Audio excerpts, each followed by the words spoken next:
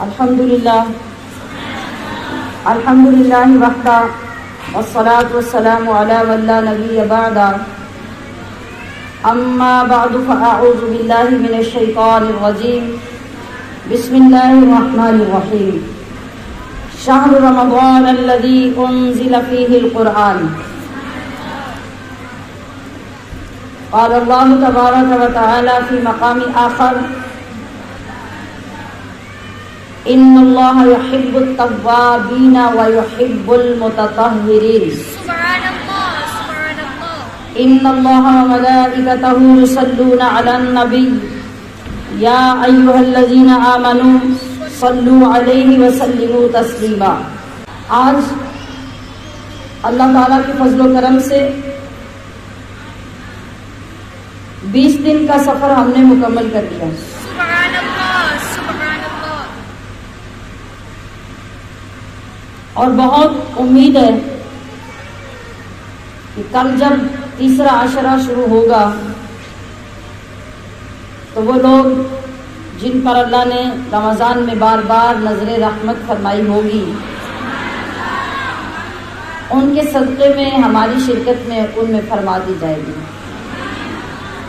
اور یہ ہر روز کا آنا جانا، بیٹھنا اور پاک کلام سے اپنے دلوں کو منور کرنا یقیناً یہ ہماری مغفرت کا اور دوزخ سے آزادی کا باعث بنے گا۔ سننے کے ساتھ ساتھ جو ذمہ داری ہمارے اوپر عائد ہو رہی ہے آپ بخوبی اس سے واقف ہو چکے ہیں کہ کوئی چیز کسی کو سنانے کے لیے جب بندہ منتخب کرتا ہے، اس کی تیاری کرتا ہے، تو جب تک اس میں سوز پیدا نہیں کرتا، اس کے اندر حقیقت نہیں ہوتی، اس کی آواز اس کے دل کی ترجمانی نہیں کر رہی ہوتی، تو دوسروں پر اس آواز کا اثر نہیں ہوتا۔ کس بات کا اثر ہوتا ہے، کس آواز کا اثر ہوتا ہے، کون سی آواز دلوں میں اترتی ہے، جو ادھر دل سے نکلتی ہے تو آگے دل میں اترتی ہے۔ سبحان اللہ سبحان اللہ۔ تو ہم ہر روز ایک عہد کا اعادہ کرتے ہیں، ہم نغمہ قرآنی دنیا کو سنا دیں گے۔ اب سنا دیں گے۔ چلے سناتے رہیں، آپ کوئی سنے گا ہی نہیں تو آپ کیا کریں گے بتائیے؟ ہم آسانی سے جملہ تو روز دہراتے ہیں نا، ریپیٹ کرتے ہیں، سنا دیں گے، سناتے رہیں۔ آپ نے کبھی دیکھا کہ مارکیٹس میں، بسز میں، گاڑیوں میں مختلف طرح کی ریکارڈنگز لگی ہوتی ہیں، لوگ گزرتے جاتے ہیں، آتے جاتے ہیں، جاتے جاتے ہیں اور وہ شور مچاتے جاتے ہیں۔ کتنے لوگوں کو اس سے فرق پڑتا ہے؟ کتنے لوگ توجہ سے سنتے ہیں؟ غور کر رہے ہیں آپ؟ جی۔ اس لیے دنیا اس پہ غور نہیں کرتی، لوگوں کو عادت ہو گئی ہے وہ چیزیں سننے کی، اور انہیں یہ پتہ چل گیا ہے کہ بس یہ سننے کے لیے ہیں، بس انہیں سنتے جاؤ اور اگنور کرتے جاؤ۔ بہت کم لوگ جو اپنے نفس کے اور شیطان کے پجاری ہو جاتے ہیں، ان کو وہ گانوں کی آوازیں اور وہ فضول کلام لذت دیتا ہے، ورنہ عوام میں کتنے لوگ اس کی طرف مائل ہوتے ہیں وہ ہمارے سامنے ہیں۔ تو جس وقت ایک انسان دل کے سوچ کے ساتھ کوئی میسج کنوے کرتا ہے تو یقین کیجئے کہ وہ دلوں کے سارے پردے چاک کر کے اندر اترتا ہے۔ تو ہم ایک دعویٰ کر رہے ہیں اور سیکھ رہے ہیں کہ ہم نغمہ قرآنی دنیا کو سنا دیں گے۔ دنیا کو سنا دیں گے، تو سنانے کا ڈھنگ بھی تو سیکھنا ہوگا نا۔ اور ڈھنگ کیا ہوگا؟ ہماری آواز میں سوز آئے، اور آواز میں سوز کب آئے گا؟ جب ہمارے اندر اس نغمے کی محبت اجاگر ہوگی۔ جب محبت اجاگر ہوئی اور آواز کے اندر سوز پیدا ہوا تو وہ سوز بھری آواز جب نکلے گی تو یقیناً آگے بیٹھے یا دور دراز سننے والے لوگوں کو گھائل کر دے گی اور وہ آواز ان کے اندر اترتی چلی جائے گی۔ اب اس آواز کے اندر کیا ہوگا؟ یعنی آواز کا لاؤڈلی ہونا ضروری ہے کہ وہ بہت لاؤڈ ہوگی اس لیے لوگوں تک پہنچے گی؟ نہیں، اس کے اندر ایک صداقت، ایک سچائی، ایک درد، ایک سوز ہوگا۔ اور وہ کب ہوگا؟ جب ہمیں خود سمجھ آئے گی کہ ہم گا کیا رہے ہیں، ہم کہہ رہے ہیں، سنانا کیا چاہتے ہیں۔ تو نغمہ قرآنی کو بھی جب ہم اس انداز سے سیکھیں گے، اپنائیں گے، پھر دوسروں کو سنائیں گے، تو لوگ سارے کام چھوڑ کے آپ کا نغمہ سنیں گے۔ پھر جب سنیں گے، آپ کی دیوانگی جب ان کے اوپر ظاہر ہوگی تو لوگ بھی دیوانہ ہونا شروع ہو جائیں گے۔ سبحان اللہ، اور آپ خود ہی جب دیوانہ نہ ہوئے، صرف آپ نے سنانے کا ایک کام لیا اور اس کو فارمیلٹی پوری کی، تو پھر لوگ خود پاگل ہیں جو آپ کے پیچھے دیوانے ہوتے رہے۔ پہلے دیوانے بنیے، پھر لوگوں کو دیوانہ بنانا ہے۔ تو ہم نغمہ قرآنی دنیا کو سنا دیں گے، ہر فرد کو ہم اس کا دیوانہ بنا دیں گے۔ دیوانہ بنا دیں گے۔ ہمارا جو موضوع چل رہا ہے ترجمے اور تفسیر سے پہلے، وہ کچھ دنوں سے کیا چل رہا ہے؟ طہارت۔ کیا چل رہا ہے؟ طہارت۔ تو یہ موضوع بھی سارے ہمیں کہاں سے مل رہے ہیں؟ قرآن کریم سے۔ تو علامہ اقبال نے تو لکھا کہ لکھنا نہیں آتا تو میری جان پڑھا کر، کچھ تو کرنا۔ اگر لکھنا نہیں آتا تو میری جان پڑھا کر، ہو جائے گی مشکل تیری آسان پڑھا کر۔ تو ہم نے جب پرسوں مصحف ٹریسنگ کا افتتاح کیا تو میرے ذہن میں ان لوگوں کے لیے یہ الفاظ آئے کہ پڑھنا نہیں آتا تو میری جان لکھا کر۔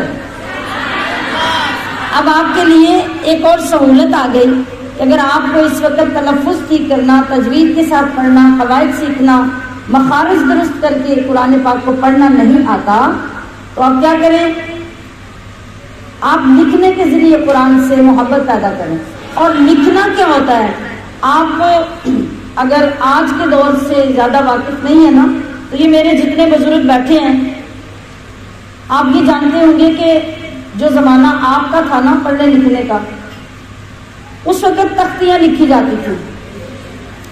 تھوڑا سا پیچھے لے جاؤ نا، آپ کو خوشی ہوگی کہ ہمارے زمانے کی بات ہو رہی ہے۔ تختیاں لکھی جاتی تھی یا سلیٹ کے اوپر سلیٹی کے ساتھ لکھا جاتا تھا، اور جو استاد یا والدین ہوتے تھے وہ نیچے ہلکا سا پینسل کے ساتھ لکھ کر بچے کو دیتے، اور بچہ پھر اس کے اوپر قلم پھیر کے وہ لکھتا۔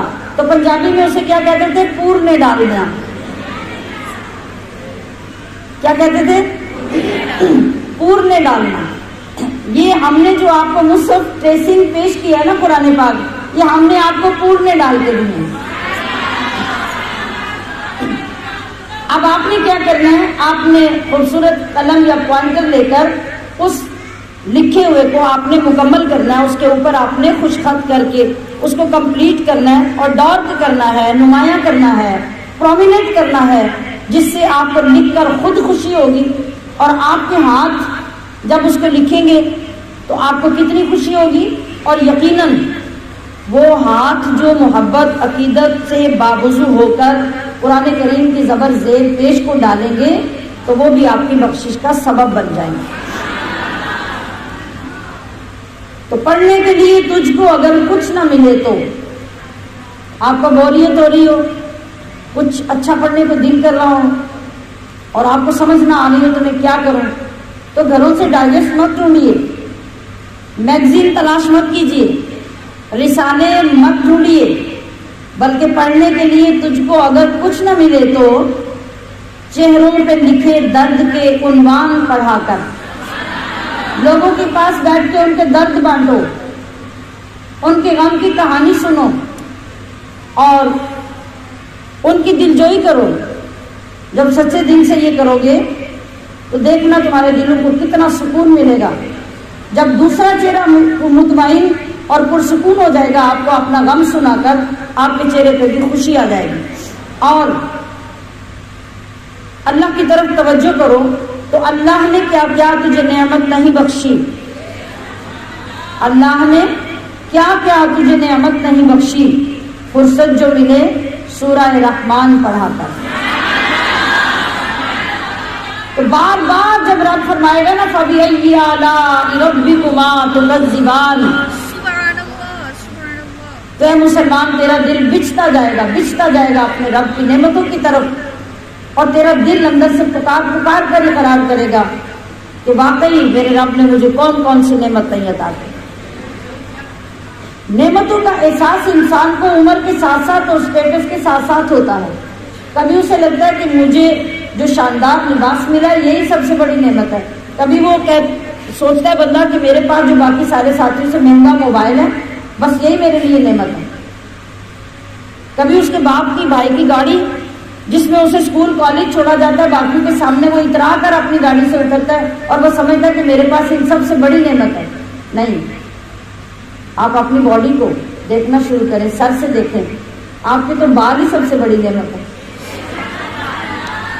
اگر یہ بال ہی آپ کے سر پہ نہ ہوں تو سارا دن کوئی کالج اور یونیورسٹی میں آپ کو ٹھہرنے نہ دے، کوئی ادھر سے فکر کستہ ہو جائے گا، کوئی ادھر سے فکر کستہ ہو جائے گا اور آپ سارا دن ہارٹ ہوتے رہیں گے۔ اور اگر اس سے تھوڑا سا نیچے آ جائیں تو آپ کی آنکھیں نہیں، تو آپ کس کام کی؟ آپ کی نعمتیں کس کام کی؟ آپ کا اسٹیٹس کس کام کا؟ اور چلو دو نہیں تو اگر ایک ہی آنکھ نہیں اور ایک ہے پھر تو اور ہی پریشانی ہے، پھر پتہ نہیں کتنے نام لوگ رکھیں گے آپ کے، اور کیا کیا کچھ شام تک آپ کو سننا پڑے گا، اور آپ کا دن مقرر ہوگا، مکمل ہوگا، اور ہو سکتا ہے کہ آپ کی رات پھر انہیں سارے دن کی باتوں کو یاد کرتے روتے ہوئے گزر جائے۔ تو فَبِأَيِّ آلَاءِ رَبِّكُمَا تُكَذِّبَانِ، آپ جب سورۃ الرحمن پڑھیں گے تو آپ کو اندازہ ہوگا کہ اللہ نے آپ کے اوپر کون کون سی نعمتیں عطا کی۔ لا ریب، تیری روح کو تسکین ملے گی۔ لا ریب کا کیا مطلب ہے؟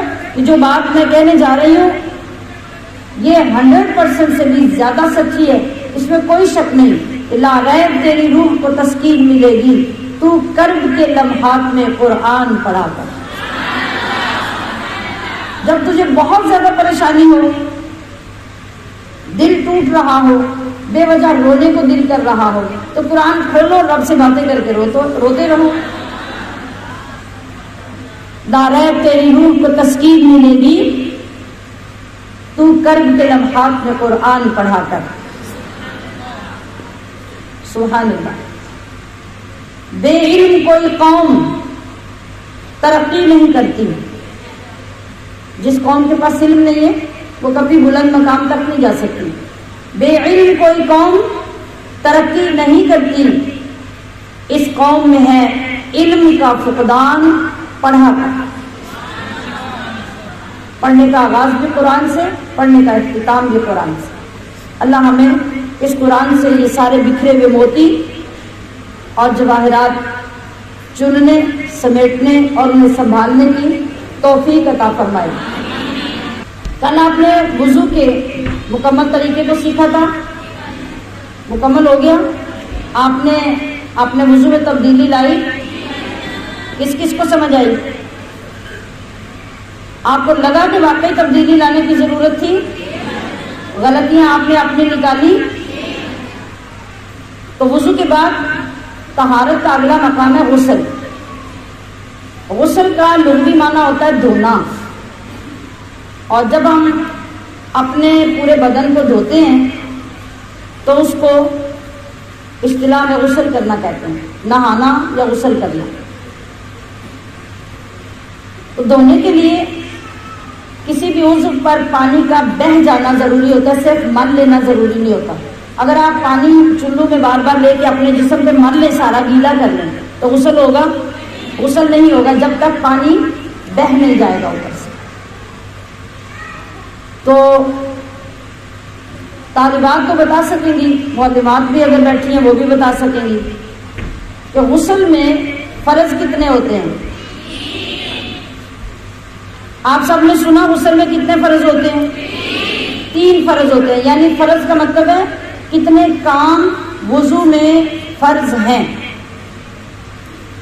اگر وہ 3 کام جو بچے بتا رہے ہیں آپ غسل میں نہیں کرتے تو غسل نہیں ہوتا۔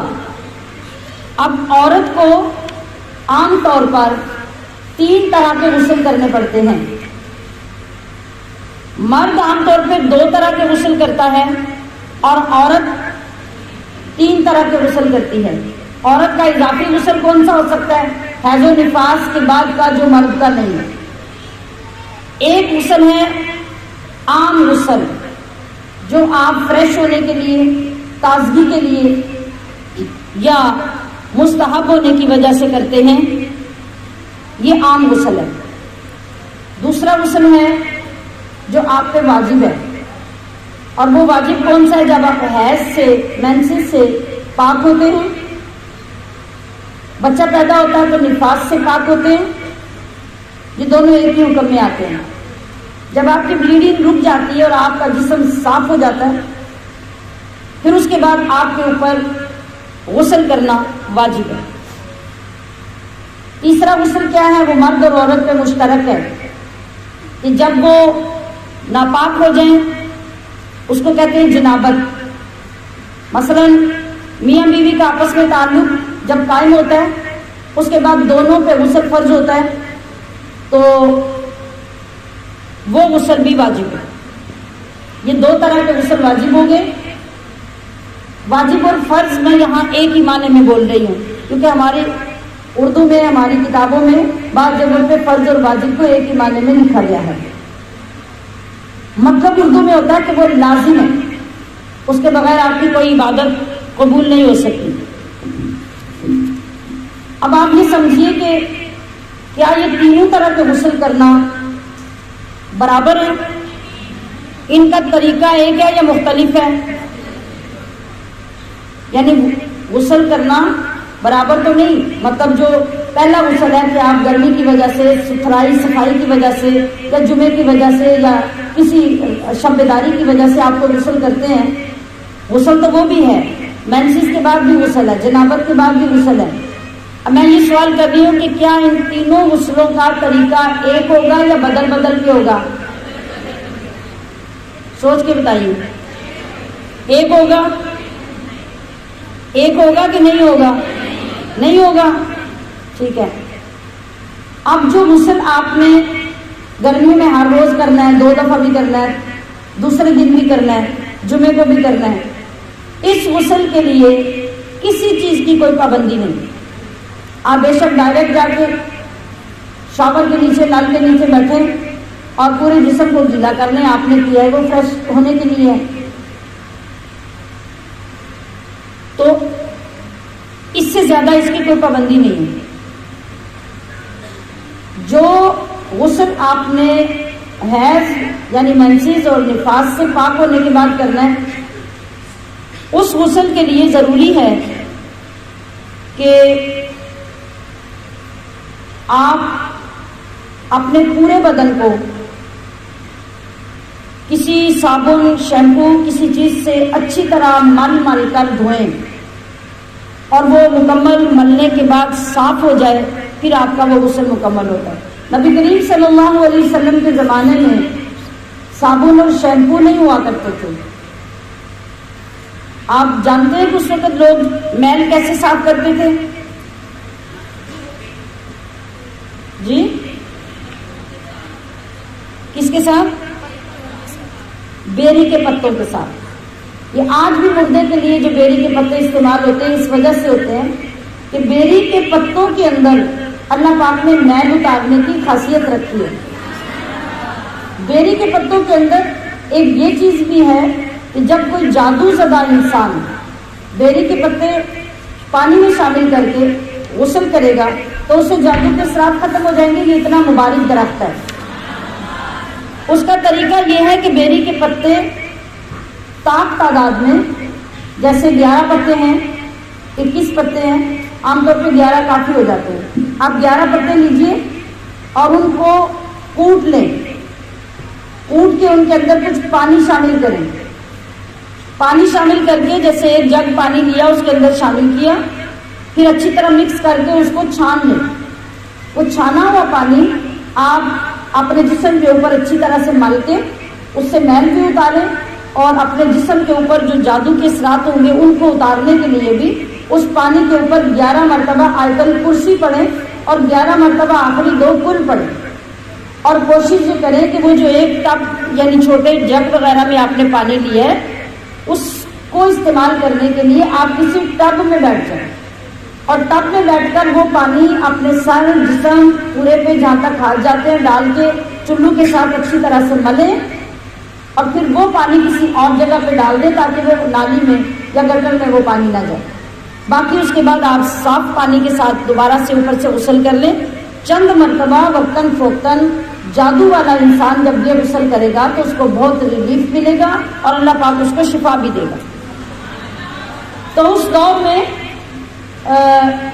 بیری کے پتوں کے ساتھ میل اتارا جاتا تھا اور پھر غسل کیا جاتا۔ آج ہمارے پاس بے شمار قسم کے جل ہیں، صابن ہیں، شیمپو ہیں، ہم ان کے ساتھ غسل کرتے ہیں۔ تو جب مینسز سے فارغ ہوں گے تو آپ صرف پانی بہا کے غسل نہیں کر سکتے، کیونکہ وہ اتنے دنوں کی گندگی، نحوست اور پھر وہ جو تنگی اور جراثیم آپ کے جسم کے اوپر جمع ہیں ان کے لیے ضروری ہے کہ مکمل مل کر میل اتار کر آپ اپنا جسم صاف کریں۔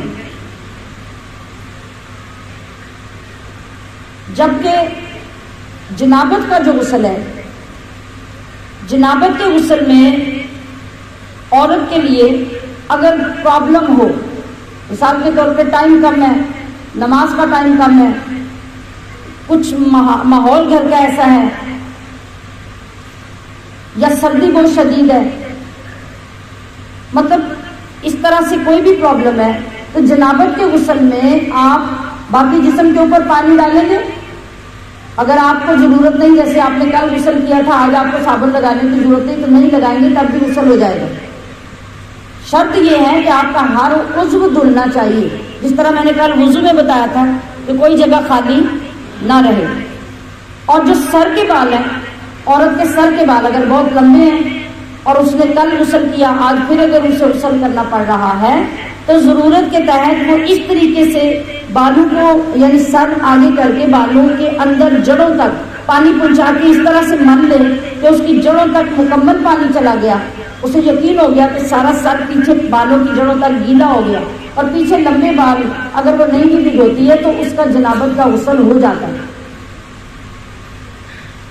آپ دیکھتے ہیں کہ گھروں میں جب جوان بیٹیاں جوان بہویں گھروں میں ہوتی ہیں اور صبح ہر دن میں غسل کر کے ایک لڑکی جب باہر نکلتی ہے اور اس کے گیلے بال اور یہ کپڑے اور اس طرح کے گھر میں ماحول پیدا ہوتا ہے، میرے کہنے کے بغیر آپ سمجھتے ہیں جہاں پہ کمبائنڈ فیملیز ہوتی ہیں، اور کیا ہوتا ہے کہ اس بعض اوقات اس شرم اور جھجک کی وجہ سے وہ لڑکی سارا دن ناپاک پھرتی رہتی ہے، غسل نہیں کرتی، اور یہ کتنی بڑی نحوست ہے کہ اس وقت تک گھر میں رحمت کا فرشتہ نہیں آتا جب تک عورت کا مرد پاک نہیں ہو جاتی۔ اور ہماری خواتین کو ان مسائل کا قطعاً کچھ پتہ نہیں۔ تو ایسی صورت میں اگر اس طرح ہو کہ آپ کے بال ہی تو فوراً آپ کا اعلان کرتے ہیں کہ آپ ابھی بھی غسل کر کے آئے ہیں، ابھی بھی غسل کر کے آئے ہیں، کیوں کر کے آئے ہیں، یہ ساری ہیں تو جہالت کی باتیں، لیکن پیدا تو ہوتی ہیں نا۔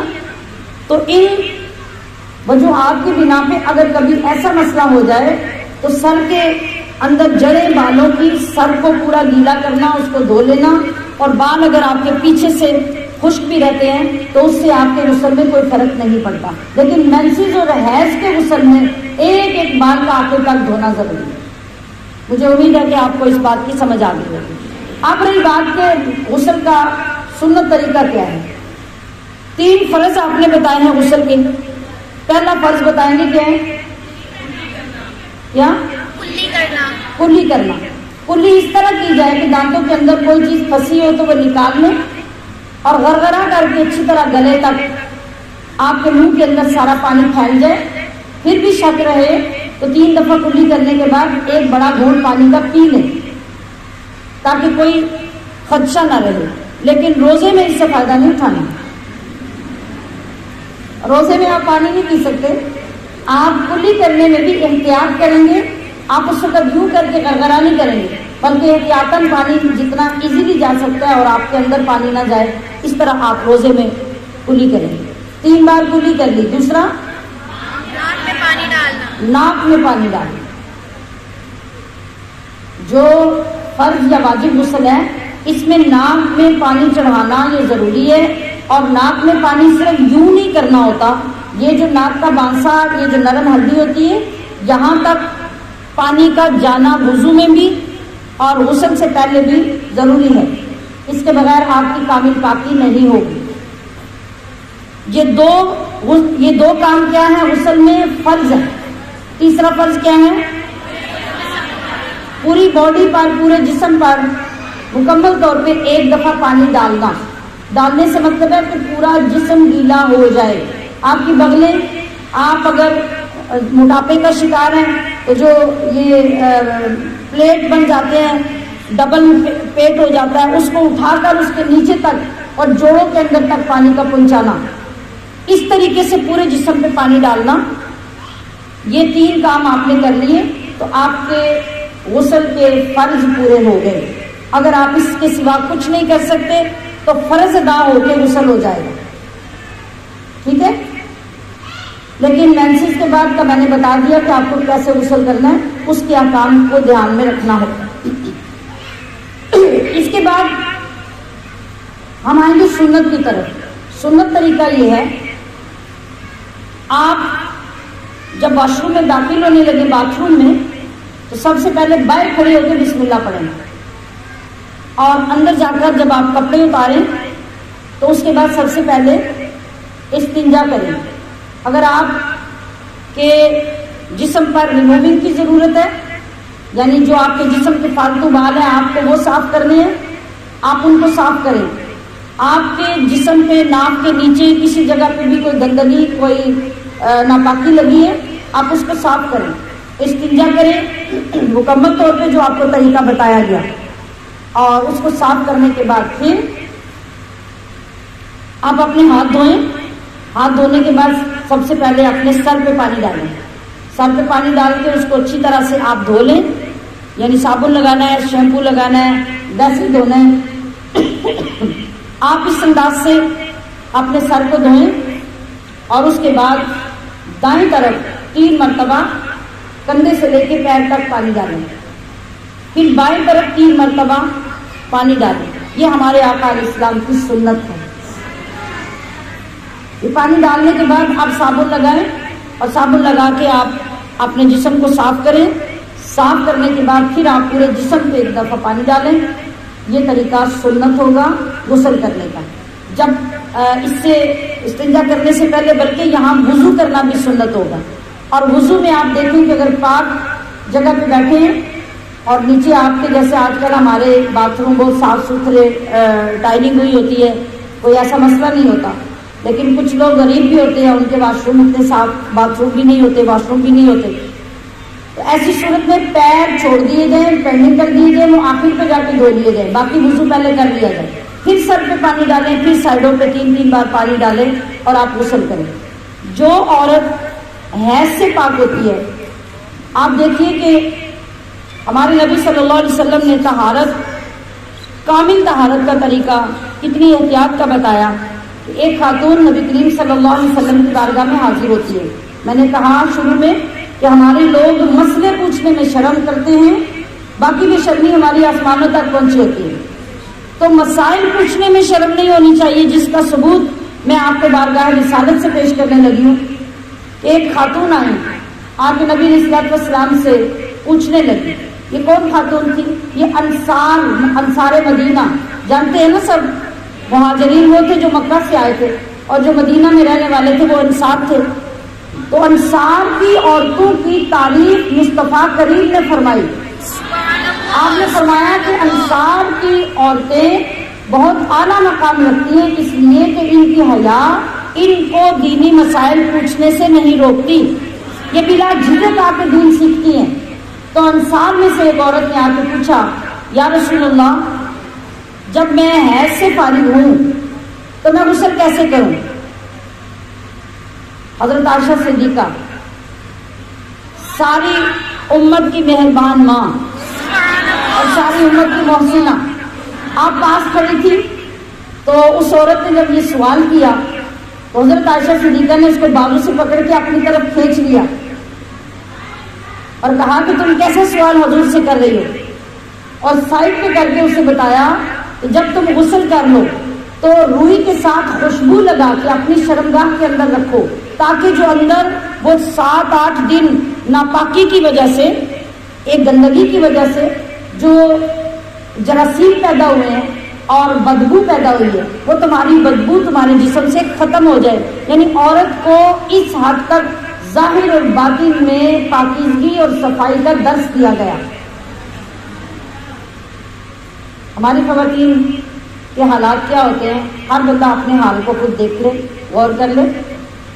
نبی کریم صلی اللہ علیہ وسلم نے ہر ہفتے یا 15 دن کے بعد اپنے جسم کے فالتو بال لینے کا حکم دیا۔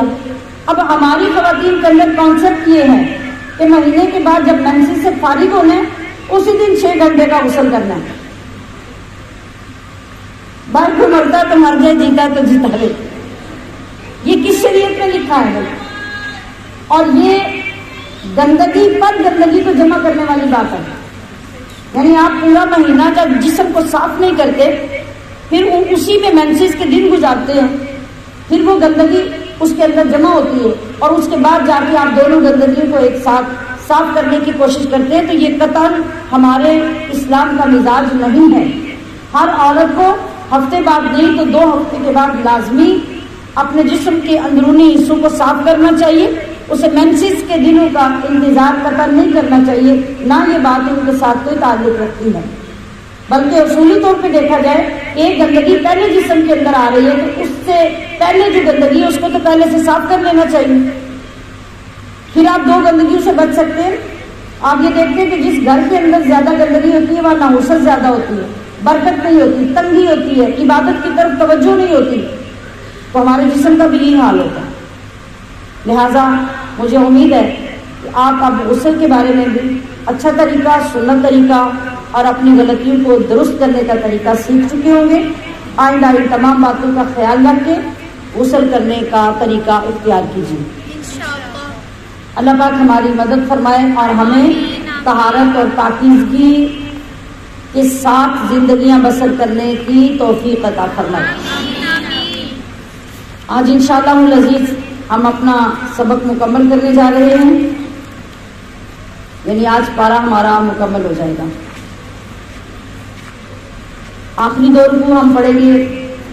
اعوذ باللہ من الشیطان الرجیم، بسم اللہ الرحمن الرحیم، ان اللہ خالق الحب والنوى يخرج الحي من الميت ومخرج الميت من الحي ذلكم الله فأنا تؤفكون فالق الإصباح وجعل الليل سكنا والشمس والقمر حسبانا ذلك تقدير العزيز العليم وهو الذي جعل لكم النجوم لتهتدوا بها في ظلمات البر والبحر قد فصلنا الآيات لقوم يعلمون وهو الذي أنشأكم من نفس واحدة فمستقر ومستودع قد فصلنا الآيات لقوم يفقهون وهو الذي أنزل من السماء ماء فأخرجنا به نبات كل شيء فأخرجنا منه خضرا نخرج منه حبا متراكبا ومن النخل من طلعها قنوان دانية وجنات من أعناب والزيتون والرمان مشتبها غير متشابه انظروا إلى ثمره إذا أثمر وينعم إن في ذلكم لآيات لقوم يؤمنون وجعلوا لله شركاء الجن وخلقهم وخلقوا له بنين وبنات بغير علم سبحانه وتعالى عما يصفون بديع السماوات والأرض أنى يكون له ولد ولم تكن له صاحبة وخلق كل شيء وهو بكل شيء عليم ذالکم اللہ ربکم لا الہ الا ہو خالق کل شیء فاعبدوہ وہو علی کل شیء وکیل لا تدرکہ الابصار وہو یدرک الابصار وہو اللطیف الخبیر قد جاءکم بصائر من ربکم فمن ابصر فلنفسه ومن عمي فعليها وما انا عليكم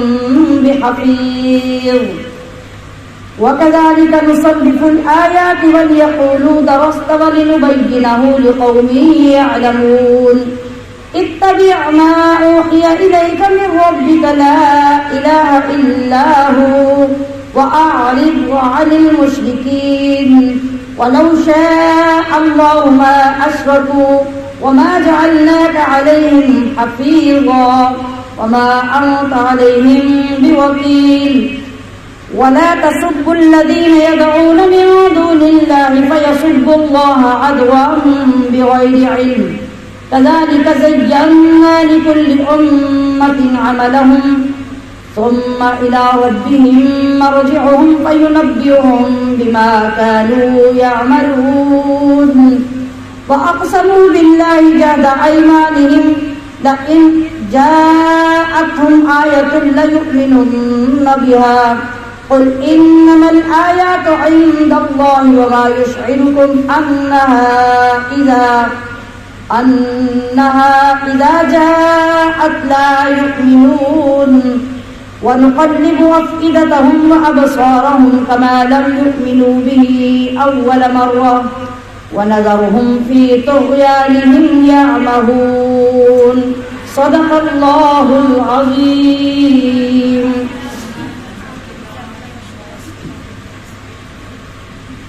ان اللہ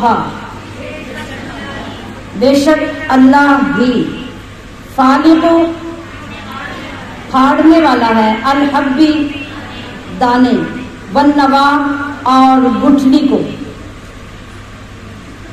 پھاڑنے والا فالق اور چیرنے والا یہ ایک ہی معنی ہے یعنی کسی چیز کو چیر کر اس کے اندر سے چیز نکالنے والا یا پھاڑ کر نکالنے والا. اب اس کی وضاحت آگے ہوتی ہے. یخرج الحی وہ نکالتا ہے زندہ کو من المیتی مردہ سے اور وہ مخرج المیتی اور نکالنے والا ہے مردے کو من الحی زندہ سے. کیا قدرت ہے اس کی. اور یہ مظاہر ہماری آنکھوں کے سامنے ہوتے ہیں, ہم دیکھتے ہیں کہ نہیں. انڈے سے کیا نکلا نہیں پتا تو بولے نا. انڈے سے کیا نکلا, مردہ کہ زندہ؟ زندہ. اور انڈا کیا تھا؟ انڈا مردہ تھا. تو مردے سے کیا نکالا؟ زندہ. اور زندہ سے مردہ نکالتا ہے. انڈا کہاں سے آیا؟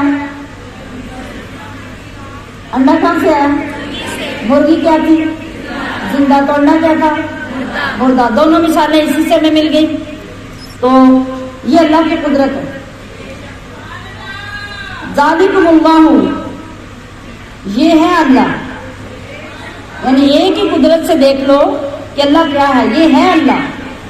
فَأَنَّا تُؤْفَكُونَ, تو پھر کہاں تم اوندھے پھرے جاتے ہو, یعنی کہاں تم تباہ ہو رہے ہو, کہاں غرق ہو رہے ہو. تمہیں کون سا راستہ سوج رہا ہے اس رب کو چھوڑ کے؟ کوئی اور راستہ ہے جدھر تمہیں جانا چاہیے؟ ہرگز نہیں. فالق الاصباح,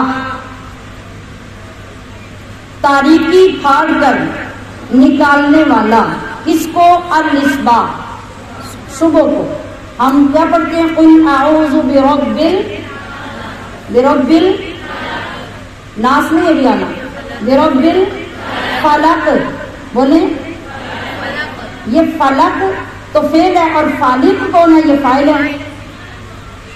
فلق کا مطلب ہے پھاڑنا یا اس نے پھاڑا. تو جب دن نکلتا ہے تو دن سے پہلے کیا ہوتا ہے؟ رات. جب رات ہوتی ہے تو کوئی انسان تصور کر سکتا ہے کہ رات کو کوئی ختم کر سکے گا؟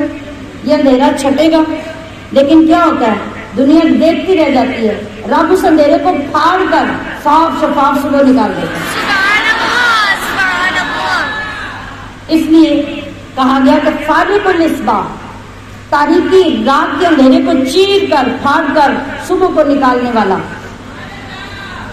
وجعل اللیل، اور بنایا اس نے رات کو سکنن، آرام اور سکون کے لیے، والشمس، اور سورج کو، والقمر، اور چاند کو، حسبانا، حساب کرنے کے لیے۔ آپ کے ذہن میں ہے سورج اور چاند سے حساب ہوتے ہیں کہ نہیں ہوتے ہیں نا؟ جی چاند کی فلاں تاریخ کو کیا ہوتا ہے، فلاں کو کیا ہوتا ہے، چاند کی 13-14 تاریخیں کیا کہلواتی ہیں، ان میں کیا ہوتا ہے، چاند کی پچھلی تاریخوں میں فصلوں کو کیا فائدہ ہوتا ہے اور پہلی تاریخوں میں کیا ہوتا ہے، کسانوں سے پوچھئے حساب ہوتا ہے کہ نہیں ہوتا۔ چاند کی رات جب آتی ہے پہلی رات تو ایک صبح عید ہوتی ہے، پھر چاند کی 10ویں تاریخ آتی ہے تو دوسری عید تب ہوتی ہے، پھر چاند کی 10 ایک اور مہینے میں آتی ہے تو 10 محرم ہوتی ہے، پھر چاند کی 12 ہوتی ہے تو کائنات کو عروج ملتا ہے اور 12 ربیع الاول آ جاتا ہے۔ سبحان اللہ۔ حساب ہوا کہ نہیں ہوا؟ اب سورج سے حساب کیسے ہوتا ہے؟ پرانے لوگوں سے پوچھے، اگر کوئی یہاں 60-70-80 سال کی خاتون بیٹھی ہوں تو ان سے پوچھے اپنی جوانی میں ظہر کی نماز کیسے پڑھتے تھے؟ کیسے پڑھتے تھے؟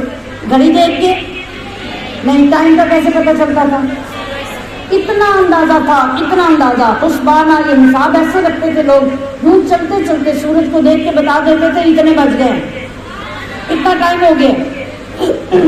گھڑیاں تو ہمارے زمانے کی ایجاد ہے نا۔ تو دیکھیے اللہ نے کیا کچھ پیدا کیا انسان کے لیے۔ ذالک تقدیر، یہ سب اندازہ ہے، العزیز العلیم، خوب غالب علم والے کا۔ اللہ نے یہ سارے ہمارے اندازے کے لیے مخلوقات کو پیدا کیا، اور اسی لیے کہا کہ جانور پیدا کیے تیری وفا کے واسطے، چاند سورج اور ستارے ہیں ضیاء کے واسطے۔ ضیاء کا مطلب روشنی۔ کھیتیاں سرسبز ہیں تیری غذا کے واسطے، اور اے انسان آخری پوائنٹ تیرے لیے یہ ہے کہ سب جہاں تیرے لیے اور تو خدا کے واسطے۔ وَهُوَ الَّذِي، اور وہی ہے یعنی اللہ، جعل، جس نے بنائے، لکم تمہارے لیے، النجوم ستارے، لتہتدوا، تاکہ تم راہ معلوم کر سکو یا ہدایت پا سکو، بہا، ان سے، فی ظلمات، اندھیریوں میں، اندھیریوں سے مراد تاریکیاں، اور تاریکی کون سی؟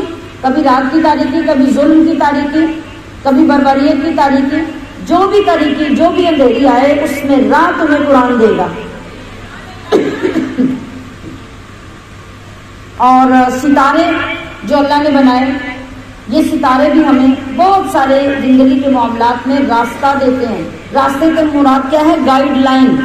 سمندر میں یہ ستارے انڈیکیٹر بن جاتے ہیں جو روڈز کے اوپر لگے ہوتے ہیں، اور آپ کو پتہ چلتا ہے کہ آپ نے ادھر جانا ہے، ادھر جانا ہے۔ وہ ستاروں کے ذریعے سمندروں میں سفر کرنے والے سفر کرتے ہیں، اور کبھی کبھی آپ کی زندگی کے معاملات ان کے ساتھ جڑے ہوتے ہیں، وہ جو علم حاصل کرتے ہیں اس کے ذریعے وہ بتاتے ہیں، تو وہاں سے بھی آپ کو گائیڈ لائن ملتی ہے۔ فی ظلمات البر والبحر، اندھیریوں میں خشکی کی اور سمندر کی۔ قد فصلنا، تحقیق ہم نے تفصیل بیان کر دی، الآیات، آیتوں کی، یا تفصیل سے بیان کر دی ہم نے آیتیں، لقوم یعلمون، علم والے قوم کے لیے۔ بے علم بے عقل اور جاہل انسان کو جو مرضی دلیلیں دیتے رہو وہ تو سمجھنے سے رہا۔ سمجھ ہمیشہ اسے آتی ہے جس کے اندر یا عقل ہوتی ہے یا علم ہوتا ہے۔ وَهُوَ الَّذِي، اور وہی اللہ جس نے انشأکم، پیدا کیا تمہیں یعنی ہم سب کو، من نفس واحدہ، ایک جان سے۔ وہ ایک جان کون ہے؟ وہ ایک جان کون ہے؟ حضرت آدم علیہ السلام، اور آدم علیہ السلام سے پھر ہماری ولادت کا ذریعہ کون پیدا کیا؟ ایک حوا، اور پھر اس حوا کے پیٹ سے پوری کائنات پیدا ہوئی۔ فمستقر، پھر کسی جگہ ٹھہرنا ہے، ومستودع، اور کسی جگہ امانت رہنا۔ ٹھہرنے سے مراد دنیا میں ٹھہرنا، اور امانت سے مراد قبر۔ قد فصلنا، بے شک ہم نے مفصل بیان کر دی، الآیات، آیتیں، لقوم یفقہون، سمجھ والوں کے لیے۔ وہو الذی، اور وہی ہے جس نے انزل من السماء، نازل کیا آسمان سے، ماء، پانی، فاخرجنا، پھر ہم نے نکالی، بہی، اس سے یعنی پانی سے، نبات، نبات عربی میں سبزیوں کو کہتے ہیں، اور ہر زمین سے اگنے والی جو چیز ہوتی ہے اس کو بھی نبات کہا جاتا ہے۔ اور ہم نے نکالی اس سے اگنے والی کل شیء، ہر شے، کل شیء، فاخرجنا منہ، پھر ہم نے اس سے نکالی، خادرن، سبزی، نخرج، کے نکالتے ہیں ہم، منہ، اس سے، حبا متراکبا، دانے تہ در تہ، یعنی ایک دوسرے پہ چڑھے ہوئے۔ اب مٹر کو لے لیں، مٹر کھولیں، اندر کیا ہے؟ اسی طرح کی اور بے شمار لوبیا کی پھلیاں ہیں اور چیزیں ہیں جو آپ فصلوں میں اگاتے ہیں، تو وہاں دانے ایک دوسرے کے اوپر چڑھے ہوئے تہ در تہ ہوتے ہیں جو اللہ اگاتا ہے۔ انار کو لے لیں، وَمِنَ النَّخْلِ، اور کھجور کے، من طلعها، گابھے سے، یعنی ہم یہ سبزیاں بھی نکالتے ہیں زمین سے ڈائریکٹ اگتی ہیں، پھر ہم کھجور کے گابھے سے نکالتے ہیں کیا؟ کنوال، گچھے۔ اس کے تنے کے ساتھ کیا لگتا ہے؟ ایک دم گچھے بنتے جاتے ہیں، اور وہ پورے اتنے بڑے بڑے گچھے جو کیا ہوتے ہیں؟ دام یا کل، جھکے ہوئے ہوتے ہیں۔ وجنات من عناب، اور انگوروں کے باغ، والزیتون، اور زیتون، والرمان، اور انار، مشتبہاً، کچھ ایک دوسرے سے ملتے جلتے بھی ہیں پھل، وغیرہ متشابہ، اور کچھ نہ ملتے جلتے۔ انظروا الی ثمرہ، تم دیکھو اس کا پھل، یعنی اس کا پھل کا مطلب ہے کہ ہر درخت، ہر پودے کا جو پھل آتا ہے، اس پھل کا پکنا اور اس کا لگنا، ان کو ذرا دیکھو کہ پہلے پھل لگتا ہے، کیا کیا شکلیں بدلتی جاتی ہیں۔ کبھی کوئی پھل جو ہے وہ باریک سی ڈوڈی کی صورت میں لگتا ہے، اور کوئی پھل پھول کی صورت میں آتا ہے، اور وہ پھول پکتا ہے تو پھر اس کے نیچے ایک چھوٹا سا بیج پیدا ہوتا ہے، پھول اوپر سے ختم ہو جاتا ہے، بیج بڑھتے بڑھتے کیا سے کیا بن جاتا ہے۔ اللہ کی قدرتوں کو ذرا دیکھیے۔ اور اللہ فرما رہا ہے اذا اثمر، اس کے پھل کو دیکھیے جب وہ پھل پکے، یا جب وہ پھل پھلے، وینعہ، اور اس کا پکنا بھی دیکھو۔ آپ دیکھو جامن کو دیکھو ذرا، سب سے نمایاں چیز جامن کو دیکھیے، وہ جب لگتا ہے شروع ہوتا ہے بننا تو کیا شکل ہوتی ہے، کیا کلر ہوتا ہے، اور پکنے کے بعد آم کو دیکھیے، اسٹارٹ میں کیا کلر ہوتا ہے، انار کو دیکھیے اس کا کلر کیا ہوتا ہے، سیب کو دیکھیے شروع میں کیا ہوتا ہے اور پکنے کے بعد کیا خوبصورتی درختوں کے اوپر آ جاتی ہے۔ ان فی ذلکم لآیات، بے شک اس میں نشانیاں ہیں تمہارے لیے، لقوم یؤمنون، جو تم میں ایمان والے ہیں۔ ایمان والا ہی اپنے رب کو تلاش کرے گا نا، کافر تو نہیں کرے گا۔ وجعلوا للہ، اور انہوں نے بنایا اللہ کا، کنہوں نے؟ یہود و نصارا، کفار، مشرکین نے، شرکاء الجن، انہوں نے اللہ کا شریک بنایا جنوں کو، وخلقہم، حالانکہ اسی نے تو جنوں کو پیدا کیا، تو جو مخلوق ہے وہ خالق کیسے ہو سکتی ہے؟ وخرقوا، اور گھڑ لیے ان لوگوں نے، لاہو، اللہ کے لیے، بنین، بیٹے، وبنات، اور بیٹیاں، بغیر علم، محض بے علمی اور جہالت سے، کوئی دلیل نہیں ان کے پاس، کوئی لاجک نہیں ہے۔ سبحانہ، وہ پاک ہے، وتعالی، اور برتر ہے، اما یصفون، اس سے جو یہ لوگ پٹانگ بیان کرتے ہیں۔ بدیع السماوات والارض، وہ موجد ہے. بدی کا مطلب بھی پیدا کرنے والا ہوتا ہے, خالق کا مطلب بھی پیدا کرنے والا ہوتا ہے. مگر ان دونوں میں فرق کیا ہے؟ خالق میں پیدا کرنا ہے, اور بدی میں کیا ہے؟ کریشن ہے.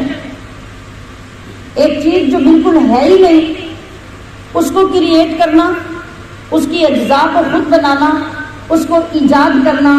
جیسے کوئی بھی پروڈکٹ آتی ہے یا کوئی چیز نئی آتی ہے زمانے میں, آپ ریڈیو کو لے لیں, ٹیلی ویژن کو لے لیں, موبائل کو لے لیں, ٹیلی فون کو لے لیں. یہ جب دنیا میں پہلی مرتبہ متعارف ہوئے تو پھر زمانہ گزرتا جاتا ہے, تو بچوں کو اسکولوں میں, کالجوں میں یہ پڑھایا جاتا ہے اور یاد کروایا جاتا ہے کہ اس چیز کو ایجاد کرنے والا کون ہے. آگے دنیا میں ہر ملک میں ہزاروں ماڈل آتے رہے اس کے, لیکن وہ جو ایجاد کرنے والا موجد ہوگا اس کا نام اپنی جگہ پہ ہوگا. تو اس ساری کائنات کا موجد اللہ ہے. بدیعن کا کیا مطلب ہے؟ کریٹر, جس نے سرے سے بغیر کسی ماڈل, بغیر کسی ڈیزائن کے یا بغیر کسی سے رہنمائی لیے کوئی چیز بنائی. ہم چھوٹی سی ایک چیز بناتے ہیں نا تو کیا کرتے ہیں؟ ہم بہت سارے آئیڈیاز کلیکٹ کرتے ہیں اور آئیڈیاز کو جمع کر کے ان کے اندر سے ایک اپنا نیا آئیڈیا نکالتے ہیں. اللہ نے کسی سے آئیڈیا نہیں دیا, اور بنایا بھی کیا؟ اللہ نے کوئی چھوٹا سا موبائل نہیں بنایا, کوئی مائک نہیں بنایا, کوئی ساؤنڈ نہیں بنایا.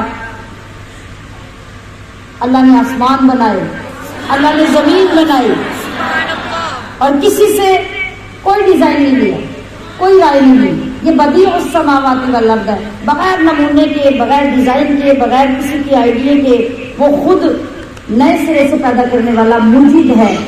انا یکون لہ, تو کیوں کر ہوگی اس کو ولد, اولاد؟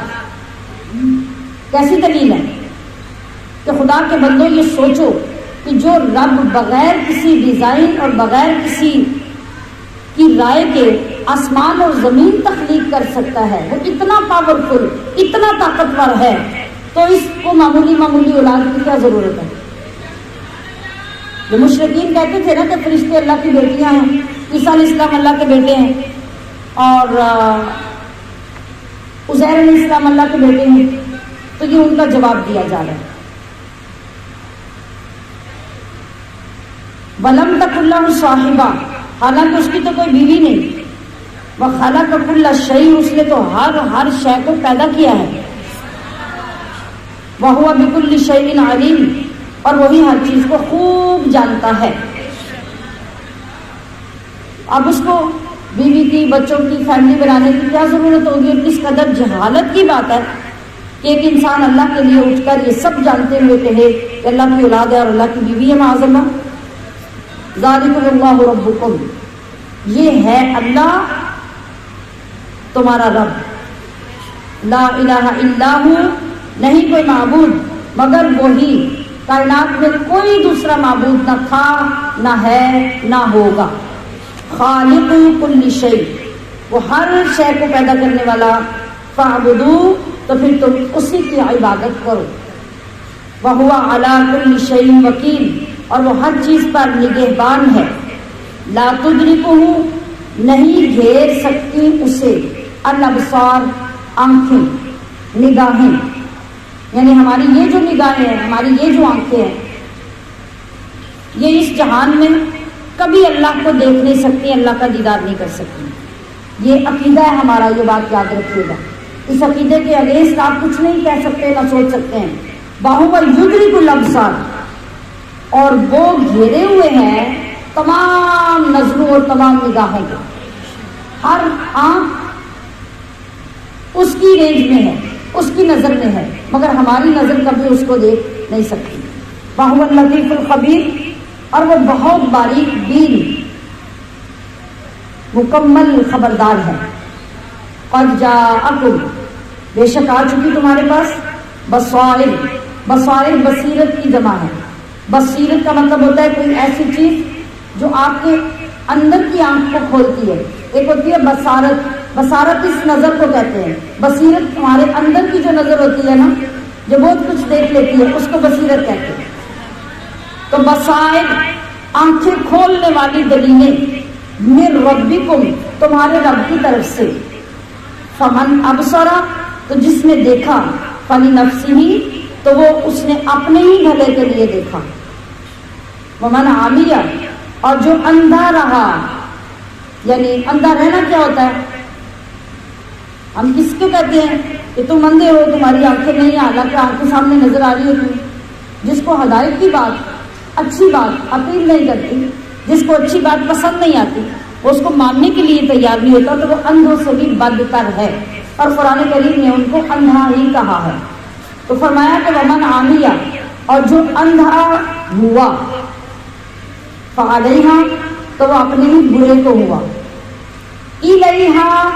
الیہا کا مطلب ہے کہ اس کا بینیفٹ جاتا ہے کسی کو، علیہا کا مطلب ہے کہ وہ اس کے لیے نقصان دہ ہوتا ہے۔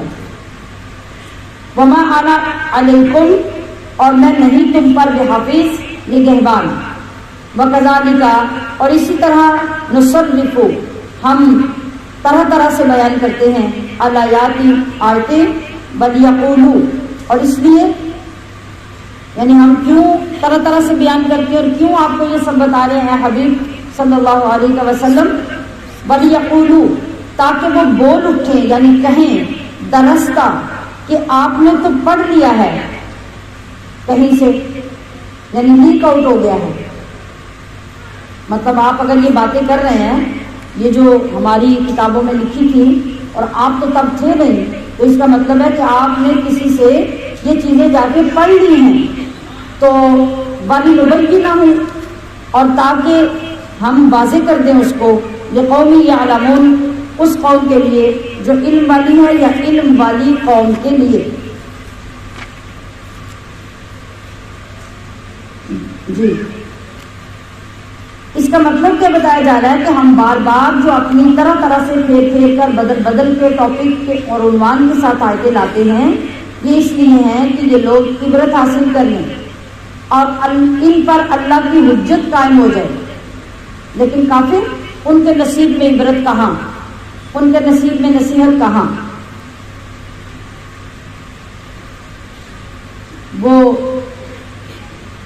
یہ کہہ اٹھتے کہ اے محمد صلی اللہ علیہ وسلم، تم نے گزشتہ کتابوں کو پڑھ لیا ہے اور تمہارے اوپر اب کوئی نئی کتاب نہیں آ رہی، نہ ہی تو تم نئے مستقل نبی ہو معاذ اللہ، بلکہ جو ہماری پچھلی کتابیں تھیں نا وہ کوئی لیک آؤٹ ہو گئی ہیں اور تم نے ان کو پڑھ لیا ہے، اس لیے ان کے متعلق تم باتیں ہمیں بتاتے ہو۔ یعنی دیکھیے کہ ہٹ گرمی کا انداز اور جھوٹ اور بغض اور حسد کی انتہا کہ وہ کہاں سے کہاں تک پہنچ گئے۔ وہ آپ کو نبی آخر الزمان ماننے کے لیے تیار نہیں ہے، بلکہ جب انہیں دیکھا کہ یہ باتیں عام باتیں نہیں اور واقعی ہماری کتابوں کی باتیں ہیں تو اللہ کے سوا تو یہ کوئی جانتا نہیں، تو انہوں نے یہ تسلیم کرنے کی بجائے پھر نبی علیہ السلام پہ الزام لگا دیا کہ آپ نے کہیں نہ کہیں سے ہماری کتابیں حاصل کر کے ان کو پڑھ لیا ہے، اس لیے آپ ایسی باتیں ہمیں بتاتے ہیں۔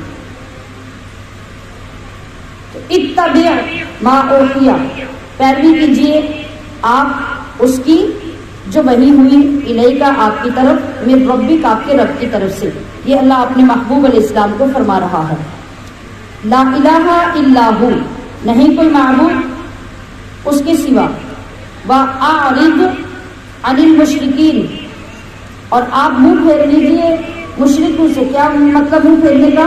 کیا ان کو ان کے حال پہ چھوڑ دیجیے، آپ ان کی پرواہ نہ کیجیے، یہ جو کہتے ہیں یا ان کو جو کہنا ہے انہیں کہنے دیجیے۔ وَلَوْ شَاءَ اللَّهُ اگر اللہ چاہتا، مَا أَشْرَكُوا تو یہ لوگ شرک ہی نہ کرتے۔ تو پتہ چلا کہ ان کی شرک کرنے میں بھی اللہ کی کوئی حکمت ہے، نہ ماننے میں بھی، لہذا آپ کا کام ہے اللہ کا پیغام پہنچا دینا، اگر وہ نہ بھی مانے تو آپ پریشان نہ ہوں۔ وَمَا جَعَلْنَاكَ اور ہم نے آپ کو نہیں کیا، علیہم ان پر، حفیظا نگہبان،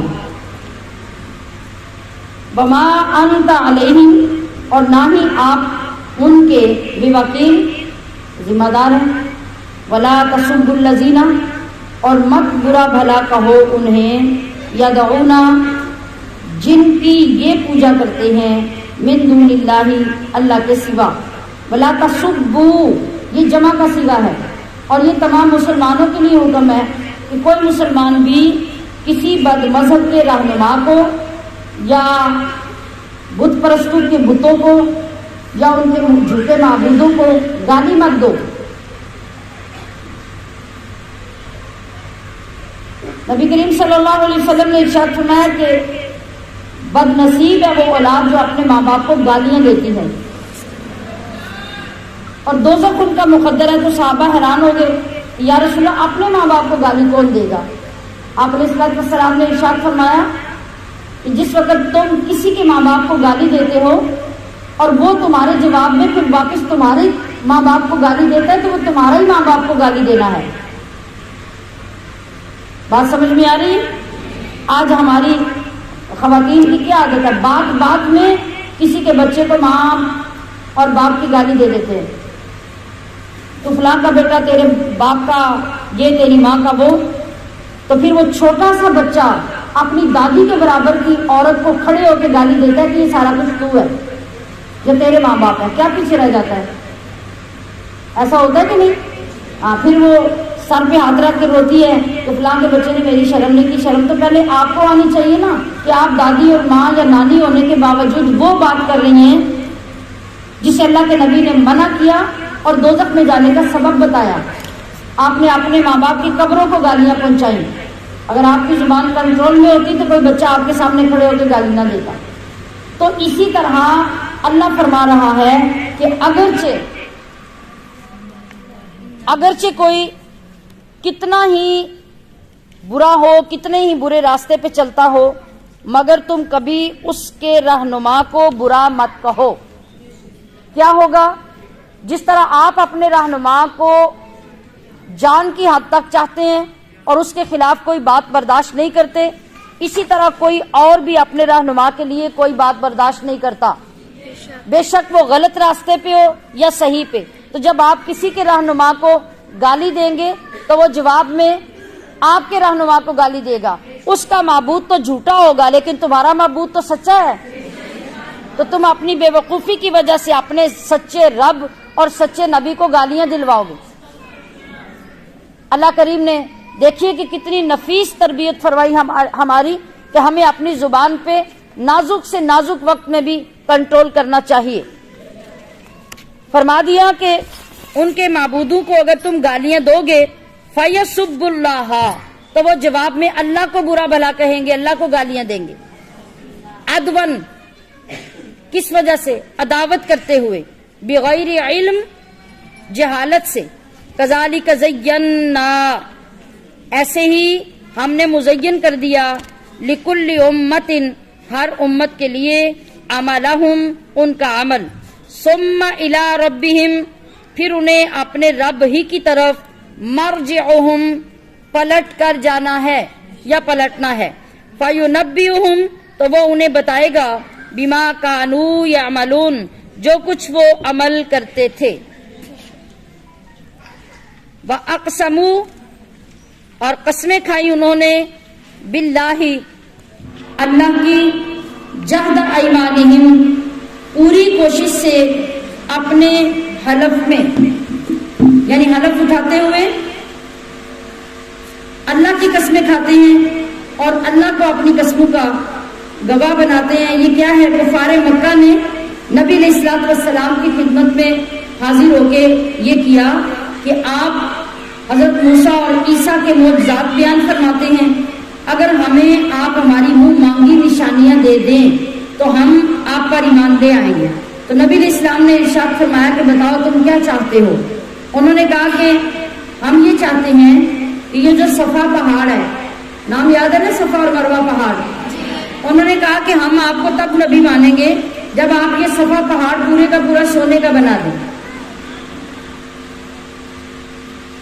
या अगर ऐसा नहीं तो फिर आप ये करें कि हमारे खानदानों में से कुछ लोगों को जो पुराने फौत हो चुके हैं उनको जिंदा करें और जिंदा करके हमारे सामने लाएं और वो मुर्दे उठकर आपकी गवाही दें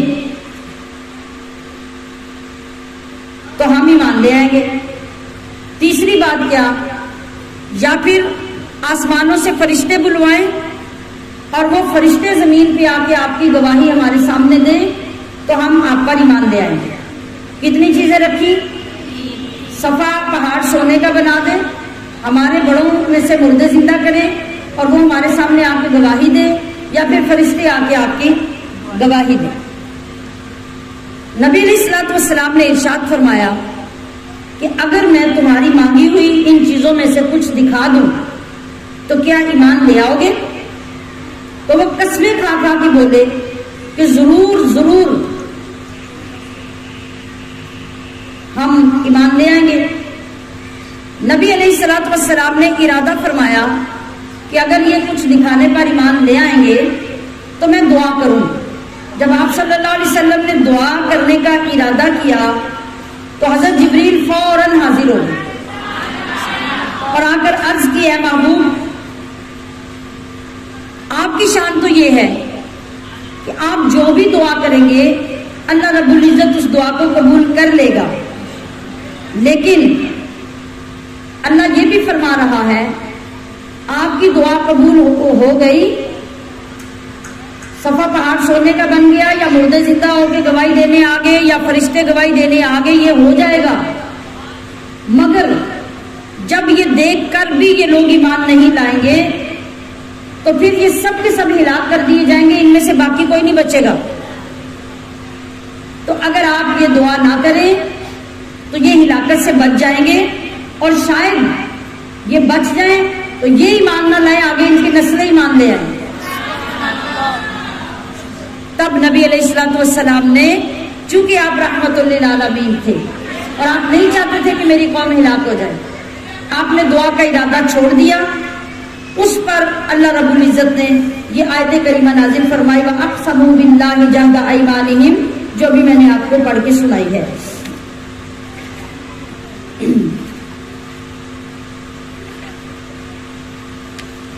جی